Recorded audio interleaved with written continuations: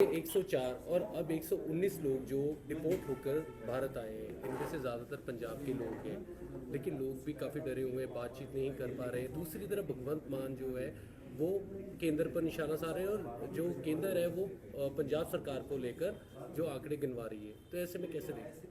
नहीं देखिए देखो मैं इसको ये नहीं कहता कि पंजाब के कम है, पंजाब के ज़्यादा हैं, गुजरात के कम है, गुजरात के ज़्यादा है। एक्चुअली पंजाब ही क्यों, नंबर वन तो ये है। दूसरी बात, इनके रवनीत बिट्टू जी की मैंने एक स्टेटमेंट सुनी जिसमें उन्होंने कहा कि भगवंत सरकार निकम्मी है, इसकी वजह से जो लोग हैं वो विदेशों में जा रहे हैं। भाई मैं तो कहता हूँ कि भगवंत मान सरकार निकम्मी है, लेकिन आप ये भी जुर्रत रखो कि गुजरात में तो पिछले 25 साल से बीजेपी की सरकार है, वहाँ से क्यों जा रहे हैं?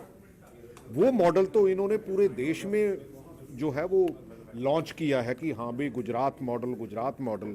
अच्छा, गुजरात मॉडल पिछले 25 साल में अगर इनकी सरकार इतनी अच्छी है तो वहाँ का यूथ क्यों जो है वो अमेरिका में या किसी और देशों में जा रहा है?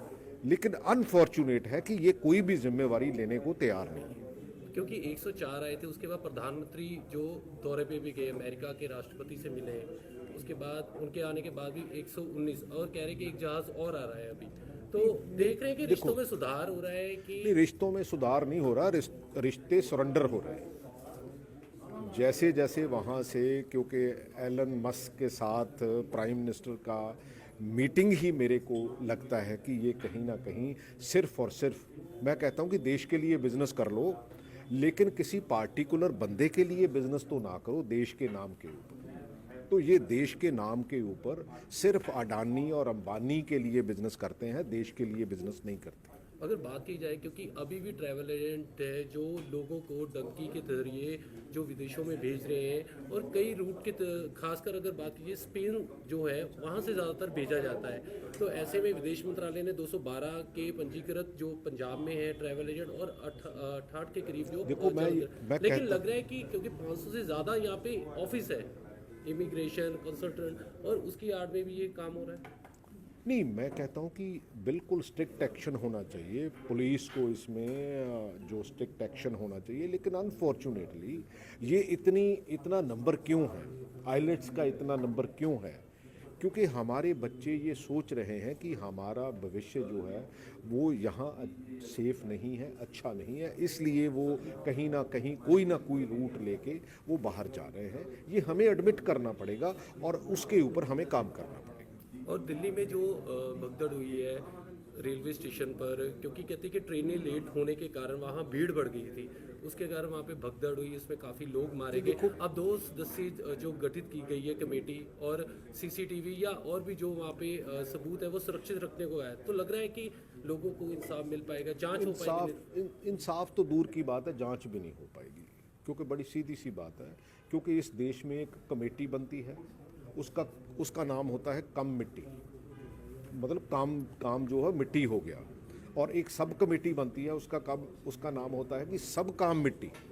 ये ऐसी कमेटियां बनती हैं, एसआईटीज बनती हैं, वो सिर्फ लीपा पोती है, उसके अलावा और कुछ नहीं।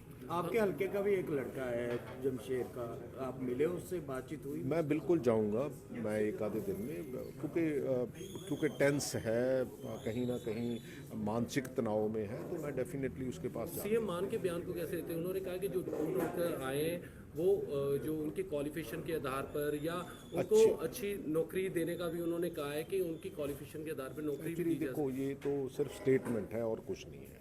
मैं आपको दावे से कह सकता हूँ कि ये सिर्फ और सिर्फ एक उस समय के लिए, टाइम पास करने के लिए, वो दिन निकालने के लिए इनके पास स्टेटमेंट होती है। अगर बात की जाए तो भाजपा के जो नेता है सुशील रिंकू या शीतल लंगरा, इन द्वारा पीछे धरना भी दिया गया पंजाब सरकार, और खासकर जो सांसद है चरणजीत सिंह चन्नी, उनको लेकर निशाना भी साधा। उन्होंने कहा ये टेम्परेरी सांसद है, ये यहाँ पे रहते तो है नहीं है, और नशा रहा है, चन्नी तो रहा नहीं।